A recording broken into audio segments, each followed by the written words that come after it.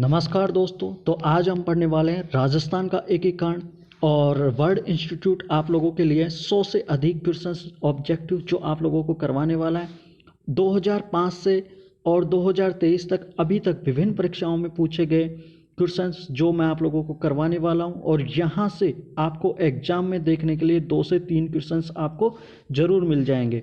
Exam में questions यहीं से आएगा, आप देख लेना। आपकी एग्ज़ाम जैसे सीईटी एग्ज़ाम है, रीट की एग्ज़ाम है, तो यहाँ से आपको क्वेश्चंस देखने को मिल जाएगा। ठीक है, उससे पहले मैं बात करूँ कि राजस्थान का एकीकरण कैसे हुआ और राजस्थान का एकीकरण कितने चरणों में हुआ। तो राजस्थान में कितनी रियासतें थी? ठीक है, तो राजस्थान में 19 रियासतें प्लस 3 ठिकाने थे। राजस्थान में कितनी? 19 रियासतें और 3 ठिकाने थे। ठीक है, तो राजस्थान का एकीकरण ना 7 चरणों के अंदर हुआ था। राजस्थान का एकीकरण कितने चरणों में? 7 चरणों में हुआ था। ठीक है, तो पहला चरण कौन सा था? मत्स्य संघ। अब मत्स्य संघ के अंदर कौन कौन से जिले आते थे? तो मत्स्य संघ के अंदर पहला जिला आता था अलवर, दूसरा भरतपुर, भरतपुर के बाद में करौली, करौली के बाद में धौलपुर, धौलपुर, उसके बाद में आ जाता था नीमराना। नीमराना कहाँ पड़ता है? अलवर के अंदर। ये एक ठिकाना हो गया। ठीक है, ये ठिकाना हो गया। तो इसकी एक ट्रिक है, ABCD नीम के नीचे। ABCD कहाँ? नीम के नीचे। तो ये एक ट्रिक हो गई, ABCD नीम के नीचे। तो A से हो गया अलवर, B से हो गया भरतपुर, C से हो गया करौली, करौली, उसके बाद में धौलपुर, D से हो गया धौलपुर। और मत्स्य संघ के प्रधानमंत्री कौन थे? मत्स्य संघ के प्रधानमंत्री थे शोभाराम कुमावत। कौन थे? शोभाराम कुमावत। तो ये भी आप याद रखें, शोभाराम कुमावत जो मत्स्य संघ के प्रधानमंत्री थे। ठीक है, उसके बाद में दूसरा चरण पूर्व राजस्थान संघ। दूसरा चरण किस में हुआ? पूर्व राजस्थान संघ के अंदर हुआ। ठीक है, तो इसके अंदर कौन कौन से जिले आते थे? बांसवाड़ा, प्रतापगढ़, किशनगढ़, शाहपुरा, कोटा, झालावाड़, डूंगरपुर, बूंदी, टोंक। कौन कौन से जिले आते थे? ये सारे जिले ना सेकंड चरण के अंदर आते थे। इसकी एक ट्रिक है, बापू किसको झाड़ू बांटे कुशलगढ़ में। बापू किसको झाड़ू बांटे कुशलगढ़ के अंदर। ये एक ट्रिक है, आप लोग इसको याद रखें। और कुशलगढ़ यहाँ का एक ठिकाना था। ठीक है, और यहाँ के जो प्रधानमंत्री थे, यहाँ के प्रधानमंत्री कौन थे? यहाँ के प्रधानमंत्री थे गोकुल लाल आसावा। गोकुल लाल आसावा कौन थे? गोकुल लाल आसावा यहाँ के प्रधानमंत्री थे। आप लोग इसे भी याद रखें। उसके बाद में आता है तीसरा चरण। तीसरा चरण के अंदर क्या शामिल था? तीसरे चरण में दूसरा चरण तो शामिल था ही, उसके बाद में उदयपुर भी शामिल इसमें कर दिया गया था। संयुक्त राजस्थान के अंदर तीसरा चरण हुआ था, संयुक्त राजस्थान के अंदर। दूसरा चरण तो इसके अंदर शामिल था ही, जो मैंने आप लोगों को अभी बताया। दूसरा चरण ये कंप्लीट, ये वाला जो पूरा चरण था, दूसरा चरण वो तीसरे चरण के अंदर शामिल था। और उसके बाद में उदयपुर भी इसके अंदर शामिल कर दिया था। ठीक है, उसके बाद में आता है चौथा। इसके प्रधानमंत्री कौन थे? इसके प्रधानमंत्री थे माणिक्य लाल। कौन थे इसके प्रधानमंत्री? माणिक्य लाल। आप लोग इसको याद रखें। एग्जामिनर यहाँ से ऐसे के ऐसे उठा के पूछ लेगा कि राजस्थान के तीसरे चरण के प्रधानमंत्री कौन थे? तो कौन थे? माणिक्य लाल। ठीक है, उसके बाद चौथा चरण कैसे हुआ? वृहद राजस्थान चौथा चरण हुआ। इसमें तीसरा चरण तो शामिल था और 4 रियासतें और 1 ठिकाना था। इसके अंदर क्या क्या शामिल थे? तो इसकी एक ट्रिक थी, जतीन J बैल है। जतीन 3J बैल है। ठीक है, तो इसको याद रखेंगे। जयपुर, जोधपुर, जैसलमेर, बीकानेर और लावा जो पहले ना अभी जो टोंक पे पड़ता है, पहले जयपुर में पड़ता था। ठीक है, और यहाँ के जो प्रधानमंत्री थे, यहाँ के प्रधानमंत्री कौन थे? हीरालाल। कौन थे? हीरालाल। यहाँ के प्रधानमंत्री कौन थे? हीरालाल थे। चौथे चरण के प्रधानमंत्री हीरालाल थे। तो इसे भी आप लोग याद रखें। और चौथे चरण के अंदर तीसरा चरण शामिल था और 4 रियासतें शामिल थी और एक ठिकाना शामिल था। ठीक है, तो ये एक वेरी इंपॉर्टेंट है एग्जाम की दृष्टि से। यहाँ से क्वेश्चंस आपको एग्जाम में देखने को मिलेंगे। ठीक है, उसके बाद में आता है पांचवा चरण। संयुक्त वृहद राजस्थान। संयुक्त वृहद राजस्थान चौथे चरण में पहला चरण शामिल था। चौथे चरण में पहला चरण शामिल था, है ना। अब इसके बाद में पांचवें चरण में चौथा और पहला चरण, इसमें क्या था, चौथा प्लस पहला दोनों शामिल थे पांचवें चरण के अंदर। ठीक है, मैंने चौथा और पहला आप लोगों को बता दिया। इसमें मत्स्य संघ भी शामिल था। ठीक है, उसके बाद छठा चरण आता है राजस्थान संघ। पांचवा चरण प्लस सिरोही प्लस आबू देलवाड़ा, ये छठे चरण के अंदर शामिल थे। ठीक है, तो और छठे चरण का प्रधानमंत्री कौन था? छठे चरण का प्रधानमंत्री हीरालाल। कौन था? हीरा लाल। और पीछे रह गया पांचवा चरण, इसका भी प्रधानमंत्री कौन था? हीरालाल। तो आप लोग ये भी याद रखें। उसके बाद आता है अंतिम और सातवां चरण। अंतिम और सातवां चरण, इसके अंदर छठा चरण तो शामिल था ही, उसके बाद में मेरवाड़ा अजमेर, उसके बाद में देलवाड़ा माउंट आबू, उसके बाद में सुनील टप्पा सिरोज, ये भी शामिल थे। और इसके प्रधानमंत्री कौन थे? इसके प्रधानमंत्री थे मोहनलाल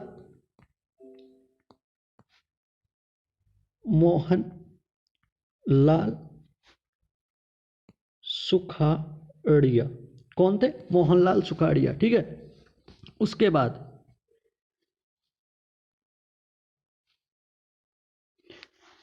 बाद में हम अब ऑब्जेक्टिव क्वेश्चंस के बारे में पढ़ लेते हैं कि ऑब्जेक्टिव क्वेश्चंस यहाँ से कैसे पूछे जाते हैं और विभिन्न परीक्षाओं के अंदर कौन कौन से प्रश्न पूछे गए हैं। तो राजस्थान के एकीकरण से सीधा उठाकर आपको एग्जामिनर क्वेश्चंस दे देता है और आप लोग स्मार्ट स्टडी करें। ठीक है, राजस्थान की रियासतों के एकीकरण का आरोही क्रम कौन सा है? तो आरोही क्रम कौन सा है राजस्थान के एकीकरण की? तो सबसे पहले हो जाएगा टोंक, उसके बाद में आ जाएगा उदयपुर के बाद में आ जाएगा जैसलमेर के बाद में आ जाएगा अजमेर। ठीक है, तो राइट आंसर क्या हो जाएगा? 1 2 3 4। ठीक है, बढ़ते क्रम में पूछा गया। ठीक है, एकीकरण। उसके बाद में राजस्थान के एकीकरण पूर्व राजस्थान में कितनी रियासतें और ठिकाने थे? तो मैंने आप लोगों को शुरू में बता दिया था कि 19 रियासतें और 3 ठिकाने थे। कितनी रियासतें? 19 रियासतें और 3 ठिकाने। आंसर हो जाएगा राइट आंसर 3।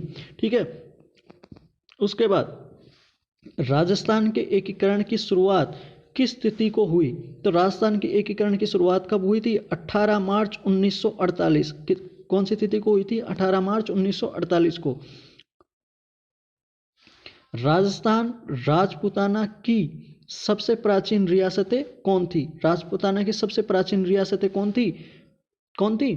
मेवाड़। कौन थी? मेवाड़। राइट आंसर हो जाएगा ए, ऑप्शन ए। ठीक है, उसके बाद स्वतंत्रता प्राप्ति के समय राजस्थान की एकमात्र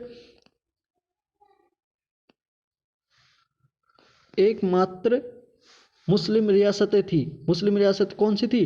टोंक। कौन सी थी? टोंक। तो राइट आंसर हो जाएगा टोंक, जो कि क्या थी? मुस्लिम रियासतें थी। राजस्थान की एकमात्र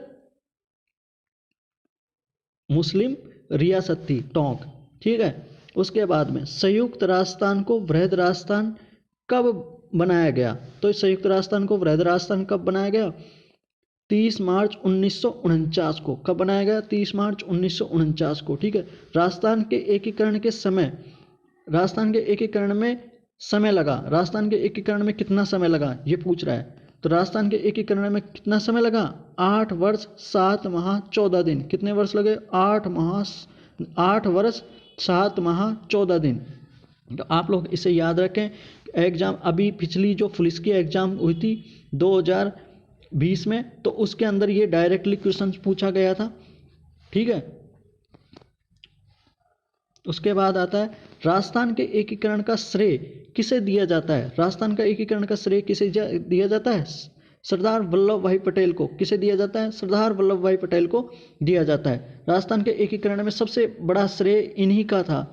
राजस्थान के एकीकरण में सबसे बड़ा श्रेय किनका था? सरदार वल्लभ भाई पटेल का था। उसके बाद स्वतंत्रता प्राप्ति के समय राजस्थान में कितनी रियासतें थी? तो स्वतंत्रता प्राप्ति के समय राजस्थान में कितनी रियासतें थी? 19 रियासतें थी। और टोटल कुल भारत के अंदर कितनी रियासतें थी? 565 रियासतें थी। भारत के अंदर कुल टोटल रियासतें कितनी थी? 565 रियासतें थी। ये भी आप याद रखें। वर्तमान राजस्थान राज्य कब अस्तित्व में आया? वर्तमान राजस्थान राज्य कब अस्तित्व में आया? तो कब आया था? यह आया था 1 नवंबर 1956 में। 1 नवंबर 1956 में, ठीक है। उसके बाद राजस्थान के पूर्ण एकीकरण के समय में अर्थात 1 नवंबर 1956 को कितने जिले थे? 1 नवंबर 1956 को कितने जिले थे? 26 जिले थे। कितने जिले थे? 26 जिले थे। राजस्थान के गठन के समय प्रथम चरण के दौरान किस मलय संघ में रियासतें शामिल थी? कितनी रियासतें शामिल थी? कितनी रियासतें शामिल थी? 4 थी, टोटल 4, ठीक है। मैंने आपको शुरू में बताया था कितनी रियासतें शामिल थी? ABCD। ए से हो गया अलवर, बी से भरतपुर, सी से हो गया करौली और डी से हो गया धौलपुर। ये चारों शामिल थी, ठीक है। उसके बाद संयुक्त राजस्थान का प्रधानमंत्री किसे बनाया गया था? माणिक्यलाल वर्मा को। किसको बनाया था? माणिक्यलाल वर्मा को, ठीक है।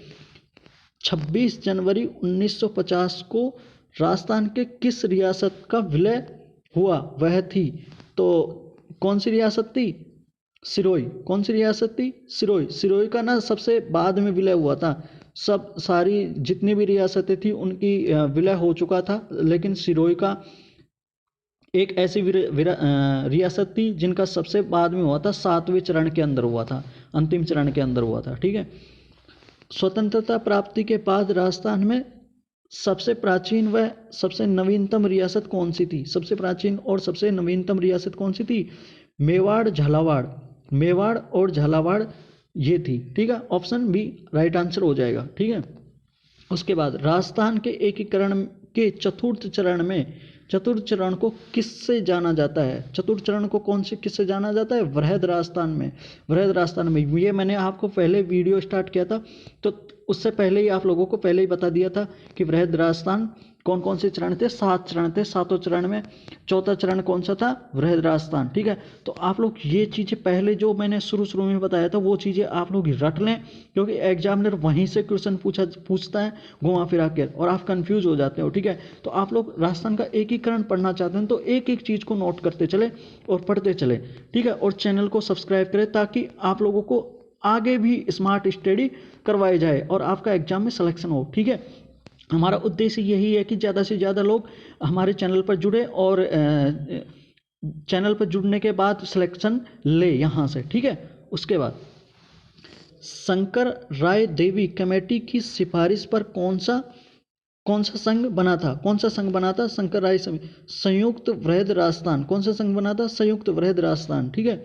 उसके बाद वृहद राजस्थान संघ के उद्घाटनकर्ता कौन थे? वृहद राजस्थान के उद्घाटनकर्ता कौन थे? सरदार वल्लभ भाई पटेल। कौन थे? सरदार वल्लभ भाई पटेल। आप याद रखें। राजस्थान की क्षेत्रफल की दृष्टि से सबसे बड़ी रियासत पूछी गई इसने। सबसे बड़ी रियासत कौन सी थी? तो जोधपुर रियासत। ऑप्शन बी राइट आंसर हो जाएगा, ठीक है। उसके बाद स्वतंत्रता पूर्व के राजपूताने में ऐसी कौन सी रियासत थी जिसमें तोफ की सलामी का अधिकार नहीं था? भाई तोफ की सलामी का अधिकार किसको नहीं था?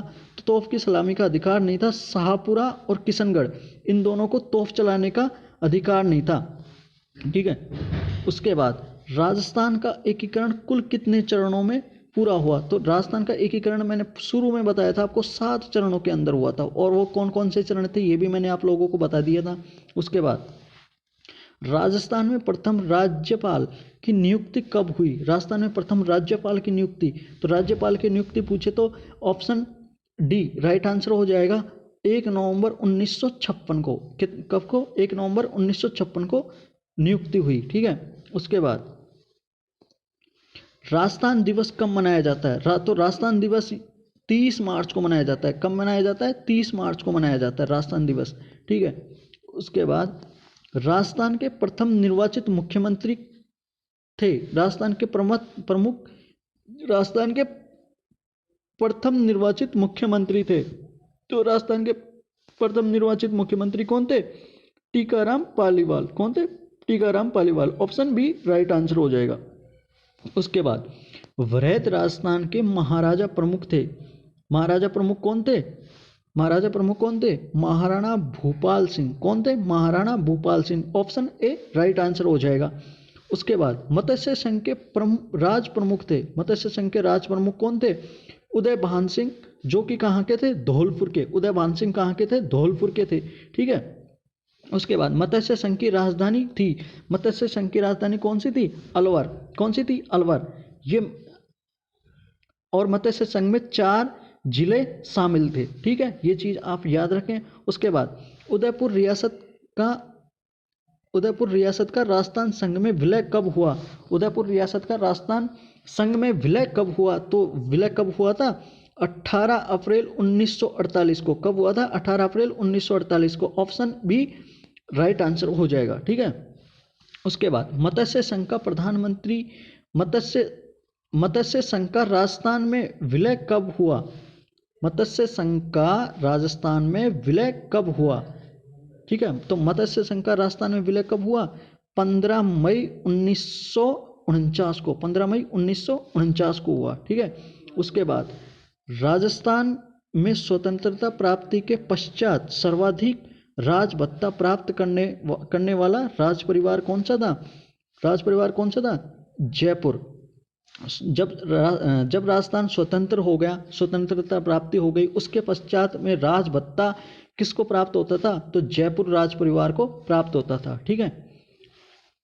स्वतंत्रता प्राप्ति के पश्चात अजमेर प्रोविंस प्रथा चीफ कमिश्नर कौन थे?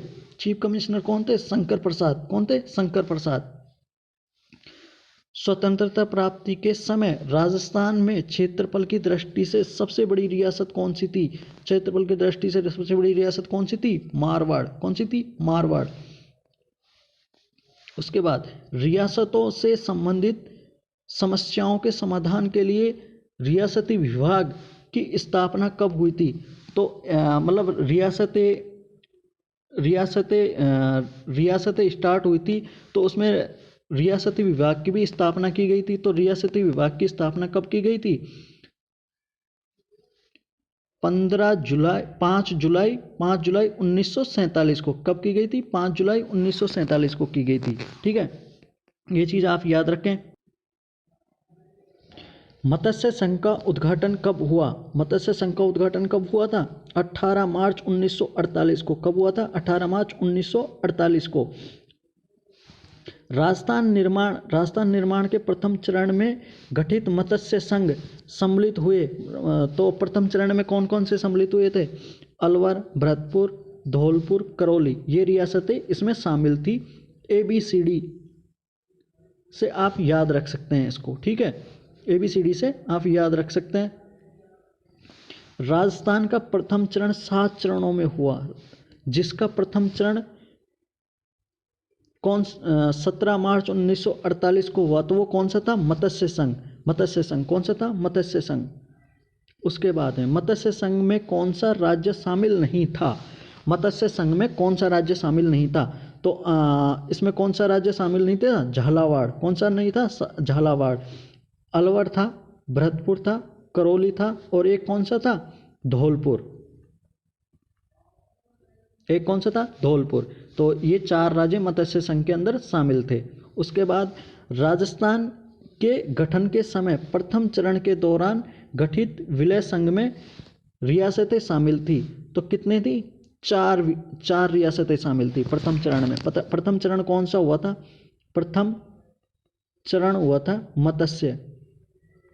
मत्स्य हुआ था प्रथम चरण। उसमें 4 थी। ABCD वाली मैंने पहले भी आप लोगों को बता दी, ठीक है। तो आप लोग वीडियो को